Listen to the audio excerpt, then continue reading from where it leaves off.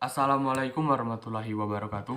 Perkenalkan, nama saya Zomi Chandra dengan NPM A1M020029 dari kelas IPA 2A Prodi Pendidikan IPA Fakultas Keguruan dan Ilmu Pendidikan Universitas Bengkulu.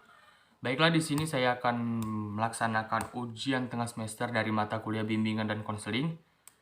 Di sini saya akan menjawab semua 5 pertanyaan dari soal UTS ini dengan metode menjawabnya melalui video. Saya akan mulai menjawab video yang pertama.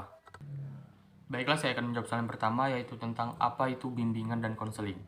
Di sini yang saya ketahui adalah bimbingan dan konseling adalah proses interaksi antara konselor maupun konseling, baik secara langsung maupun tidak langsung, dalam rangka untuk membantu konseling agar dapat mengembangkan potensi dirinya ataupun memecahkan permasalahan yang sedang dialami oleh diri konseling. Selanjutnya saya akan menjawab soal nomor 2, yang itu tentang sebutkan dan jelaskan fungsi tentang bimbingan dan konseling. Yang pertama, ada fungsi pemahaman, yaitu fungsi bimbingan dan konseling membantu konseling agar memiliki pemahaman terhadap dirinya atau potensi yang dimilikinya dan lingkungannya seperti pendidikan, pekerjaan, dan norma agama. Yang kedua, ada fungsi preventif, yaitu fungsi yang berkaitan dengan upaya konselor untuk senantiasa mengantisipasi berbagai masalah yang mungkin terjadi dan berupaya untuk mencegahnya supaya tidak dialami oleh konseling tersebut, tidak dialami oleh klien tersebut. Yang ketiga yaitu fungsi pengembangan, yaitu fungsi bimbingan dan konseling yang sifatnya lebih proaktif dari fungsi-fungsi lainnya.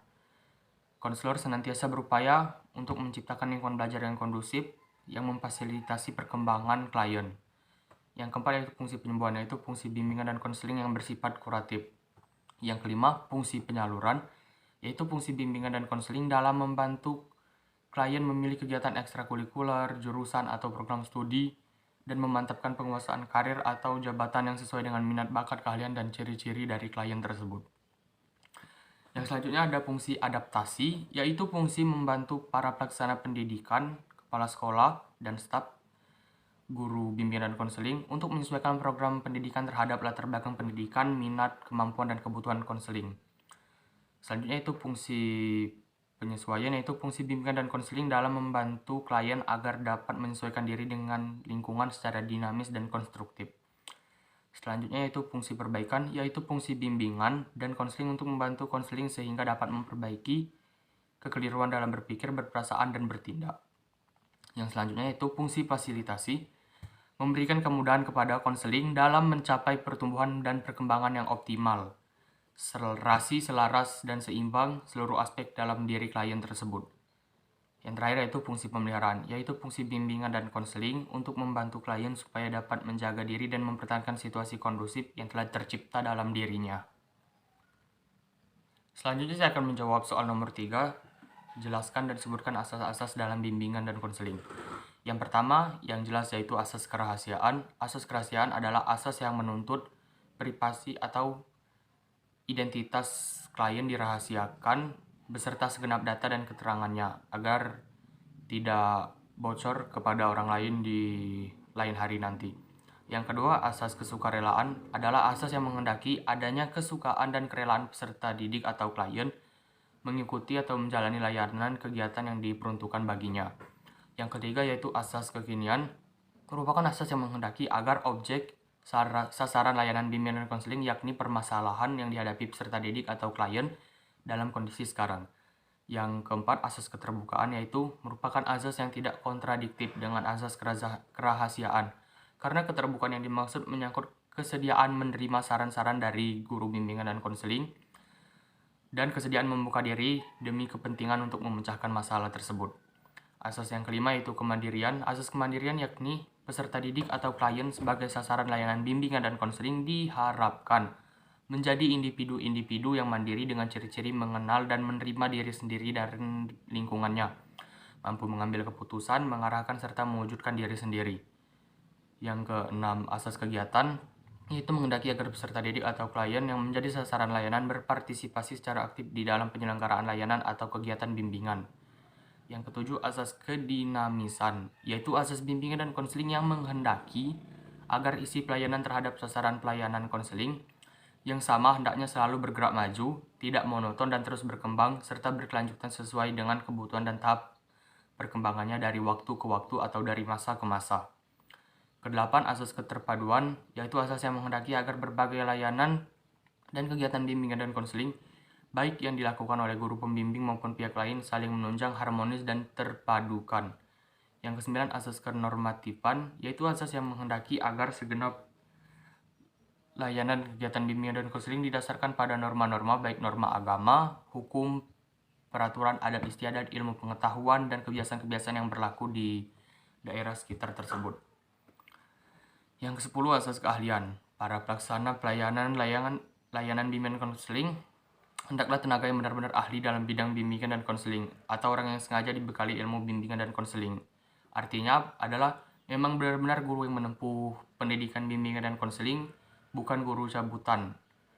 Yang ke-11, alih tangan. Asas alih tangan yaitu asas bimbingan dan konseling yang menghendaki agar pihak-pihak yang tidak mampu menyelenggarakan pelayanan bimbingan dan konseling secara tepat dan tuntas atau suatu permasalahan konseling mengalihtangan permasalahan itu kepada pihak yang lebih ahli atau kepada pihak yang lebih pakar agar masalah tersebut dapat terselesaikan. Yang ke-12, Tutwuri Handayani. Tutwuri Handayani yaitu asas bimbingan dan konseling yang menghendaki agar pelayanan bimbingan dan konseling secara keseluruhan dapat menciptakan suasana yang mengayomi, memberikan rasa aman, mengembangkan keteladanan, memberikan rangsangan dan dorongan serta kesempatan yang seluas-luasnya kepada peserta didik atau klien untuk maju.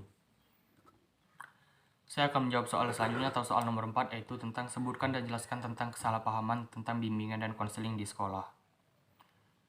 Kesalahan tentang bimbingan dan konseling yang terjadi di sekolah biasanya yaitu bimbingan dan konseling disamakan saja dengan pembelajaran atau bahkan dipisahkan secara terpisah dengan pembelajaran. Yang kedua itu konselor di sekolah dianggap sebagai polisi sekolah. Artinya polisi sekolah yang dimaksud adalah menjadi pengingat apabila ada yang melanggar, bahkan bisa memberi hukuman apabila dibutuhkan. Namun seorang konselor bekerja pada setiap siswa mulai dari pemantauan hingga membentuk siswa sesuai cita-cita sekolah. Yang ketiga, bimbingan dan konseling dianggap semata-mata sebagai proses pemberian nasihat. Nasihat bisa diberikan oleh siapa saja, namun pekerjaan BK bukan hanya sekedar memberikan nasihat. Dikarenakan nasihat belum tentu dapat merubah beberapa anak yang membutuhkan bimbingan dan konseling dari guru bimbingan dan konseling tersebut. Bimbingan dan konseling dibatasi pada hanya menangani masalah yang bersifat insidental. Pekerjaan seorang BK bukan dilakukan hanya pada suatu waktu permasalahan muncul, namun pekerjaan itu dilakukan secara teratur dan rutin secara berulang-ulang. Saya akan menjawab soal nomor 5 atau soal yang terakhir, yaitu tentang sebutkan dan jelaskan landasan bimbingan dan konseling. Yang pertama adalah landasan filosofis. Bisa bermakna cinta kebijaksanaan. Layanan bimbingan dan konseling merupakan serangkaian kegiatan atau tindakan yang semuanya diharapkan merupakan tindakan yang bijaksana. Yang kedua ada landasan religius. Bagi layanan dan bimbingan dan konseling setidaknya ditekankan ada 3 hal pokok, yaitu keyakinan bahwa manusia dan seluruh alam semesta diciptakan oleh Tuhan. Yang kedua, sikap yang mendorong perkembangan dan peri kehidupan manusia berjalan ke arah dan sesuai dengan kaidah-kaidah agama. Yang ketiga, upaya yang memungkinkan berkembang dan dimanfaatkannya secara optimal suasana dan perangkat budaya, termasuk ilmu pengetahuan dan teknologi, serta kemasyarakatan yang sesuai dan meneguhkan kehidupan beragama untuk membantu perkembangan dan pemecahan masalah seorang individu. Yang ketiga, landasan psikologis. Psikologi merupakan tingkah laku individu. Landasan psikologis dalam bimbingan dan konseling adalah memberikan kepahaman tentang perilaku individu yang menjadi sasaran layanan. Hal ini sangat penting karena bidang garapan bimbingan dan konseling adalah perilaku klien, yaitu perilaku klien yang perlu diubah atau dikembangkan untuk mencapai tujuan yang dikehendaki atau memecahkan masalah yang ada pada klien ini. Yang keempat, landasan sosial budaya merupakan landasan yang memberikan pemahaman kepada konselor tentang dimensi kesosialan dan dimensi kebudayaan sebagai faktor yang mempengaruhi terhadap perilaku individu. Seorang individu pada dasarnya merupakan produk lingkungan sosial budaya di mana ia hidup. Yang kelima, landasan ilmiah dan teknologi merupakan kegiatan profesional yang memiliki dasar-dasar keilmuan, baik yang menyangkut teori maupun prakteknya. Dan yang terakhir, landasan pedagogis. Bimbingan dan konseling identik dengan pendidikan. Artinya ketika seseorang sedang melakukan praktek bimbingan dan konseling, berarti ia sedang mendidik. Landasan pedagogis dalam layanan bimbingan dan konseling ditinjau dari 3 segi, yaitu pendidikan sebagai upaya pengembangan individu dan bimbingan merupakan salah satu bentuk kegiatan pendidikan. Yang kedua, pendidikan sebagai inti proses bimbingan dan konseling. Yang terakhir atau yang C, pendidikan lebih lanjut sebagai inti tujuan layanan dan bimbingan konseling. Baiklah, itulah jawaban yang bisa saya berikan terhadap soal ujian tengah semester mata kuliah bimbingan dan konseling Prodi Pendidikan IPA 2021-2022. Apabila ada kesalahan dalam menjawab soal tadi, saya mohon maaf, dan kepada Tuhan Yang Maha Esa saya mohon ampun. Saya akhiri, wabillahi taufiq wal hidayah. Wassalamualaikum warahmatullahi wabarakatuh.